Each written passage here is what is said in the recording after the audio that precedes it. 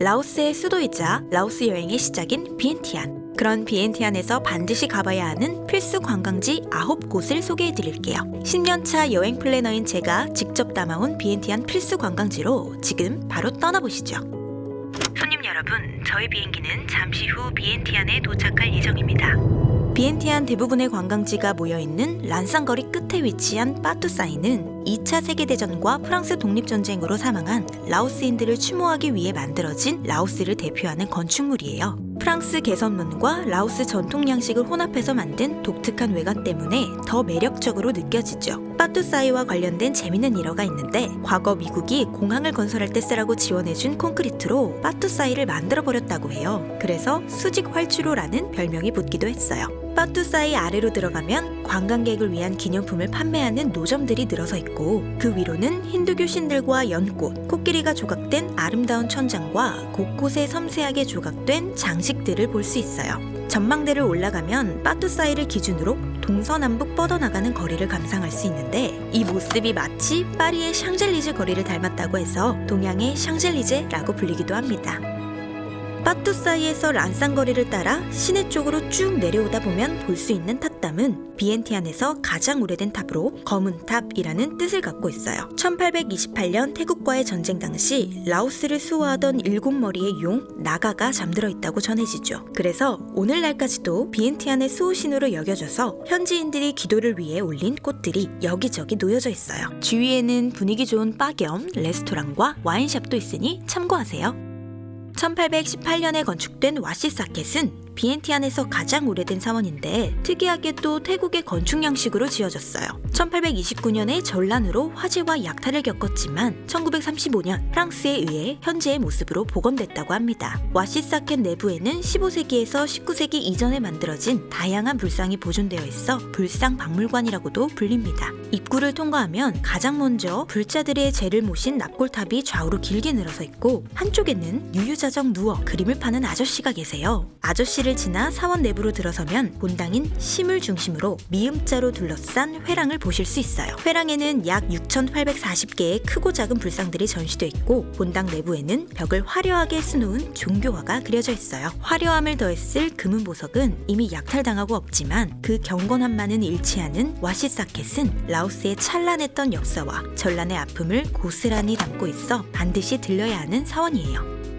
프라케우 앞에 호는 스님이 거주하지 않는 사원을 뜻해요. 참고로 왓은 부처님을 모시는 사원을 의미하죠. 호프라케우는 1560년에 수도를 루앙프라방에서 비엔티안으로 옮긴 후에 옛 왕국의 상징이었던 에메랄드 불상을 모시기 위해 만들어진 곳이에요. 그런데 1779년에 태국에 의해 불상을 약탈당한 후에 지금은 박물관으로 개조돼서 14세기부터 16세기경에 만들어진 다양한 양식의 불상들이 전시돼 있어요. 사원에 들어서면 황금빛으로 치장된 붉은 법당 과 정교하게 가꿔진 정원이 눈에 들어옵니다. 정원에는 라오스 국화인 독참파가 이렇게 곳곳에 심겨져 있어요. 난간부터 기둥, 문간을 수놓은 화려한 장식을 지나 법당에 올라서면 법당 내외에 전시된 다양한 크기의 불상과 비석을 구경할 수 있어요.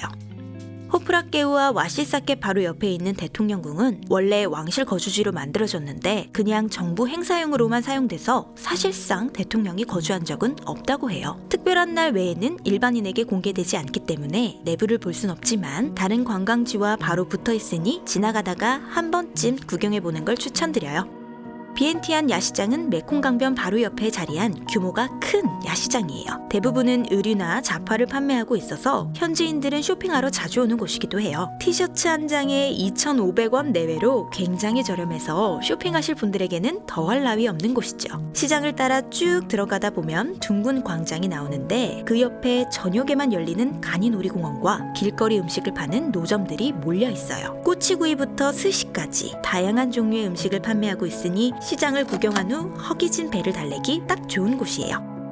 입구에서부터 화려한 색감이 마치 놀이공원을 연상케 하는 이 사원은 현지인들에게 가장 인기 있는 사원으로 손꼽혀요. 차를 새로 샀을 때 임신했을 때, 결혼을 약속할 때 등등 집에 무슨 일이 생기면 달려오는 곳이기 때문이죠. 어머니 사원이라고 불리는 와시무왕은 처음 사원이 지어질 당시 중앙 기둥 자리에 바칠 제물이 필요했는데 이때 마침 씨라는 임산부가 스스로를 제물로 바쳤다고 해서 붙여진 이름이에요. 그래서 사원 내부에 씨를 모신 제단도 마련돼 있어요. 본당에 들어서면 스님이 직접 기도를 해준 후 mat캔이라는 축복의 띠를 채워주는 의식을 체험해 보실 수 있고, 한쪽에는 스스로 점을 볼 수 있는 도구도 있어요. 막대기 하나만 떨어질 때까지 통을 흔든 후 나온 번호에 맞는 종이를 고르시면 됩니다. 단 구글 번역기의 도움이 반드시 필요해요. 더 안쪽에 있는 공간에는 기도 드리러 오는 라오스 사람들로 북적입니다. 규모는 크지 않지만 비엔티안 사원 중 가장 볼거리가 많고 활기를 띠는 사원이니 꼭 한번 들려보세요.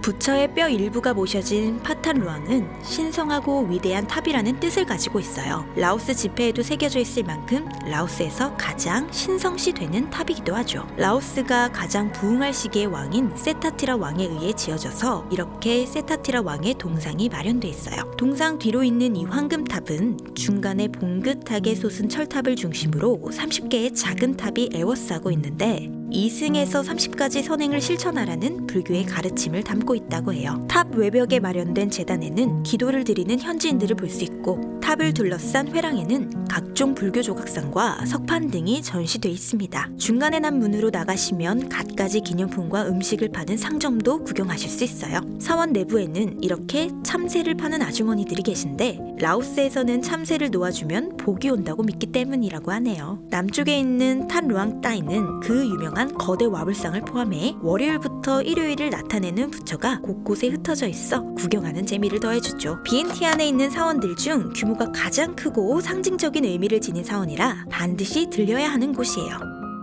시내에서 40분 거리에 위치한 이곳은 태국 고승이자 조각가 분르아 수리라씨, 불교와 힌두교의 원리를 형상화한 조각상 200여 개가 전시된 조각공원이에요. 공원에 들어서면 원숭이 신인 하누만이 입을 크게 벌린 호박탑이 가장 먼저 눈에 들어오는데요. 이 입을 통해 내부로 들어가면 1층부터 3층까지 각각 지옥, 이승, 천국을 상징하는 공간들을 보실 수 있어요. 탑 꼭대기에는 생명을 상징하는 보리수나무가 있는데 다음 생에 어떻게 태어날지를 결정해주는 열매가 열린다고 합니다. 참고로 호박탑 내부와 꼭대기로 가는 계단이 굉장히 가파르니 꼭 주의하세요. 이외에도 50m 길이의 거대한 와불과 부처의 탄생부터 열반까지 이르는 일대기를 담은 조각상들이 곳곳에 전시돼 있어요. 다소 기괴하고 우스꽝스럽게 묘사된 조각들이 만들어내는 와시엔쾅만의 독특한 분위기 때문에 누구나 흥미롭게 관람하실 수 있어요. 라오스 전통사원과는 다른 특별한 관광지를 원한다면 강력 추천드립니다.